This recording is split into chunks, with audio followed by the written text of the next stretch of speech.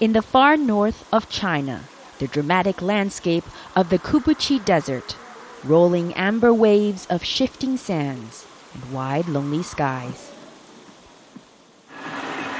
And the place to go if you want a fast-paced and a bit of a bumpy joyride, a playground for Chinese tourists, people who crave a bit of the frontier lifestyle.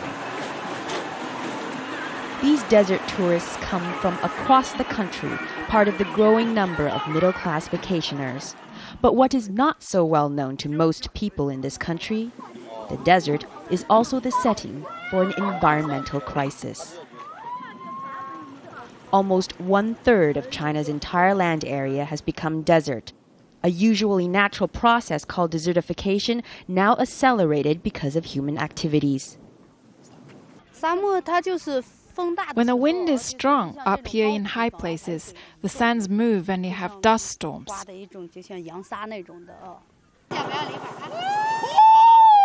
So farmland gives way to tourism, the only thing sand seems good for. Not just other countries, but our country as well. We are looking to save the earth.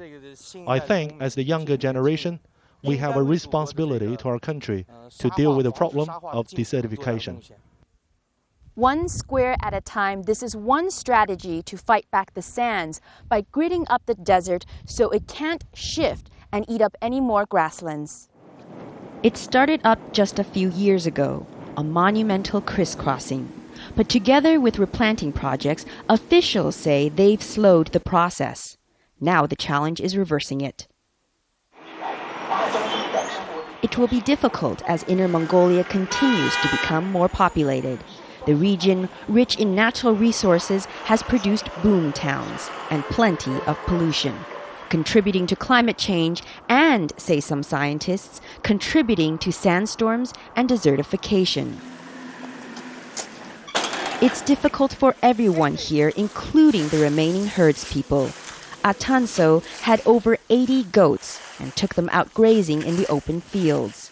But she can't now. Government restrictions to prevent more land loss have forced Atanso to reduce the herd and keep them penned in. They've also planted trees out there, so the herd can't go out, all to stop the sands.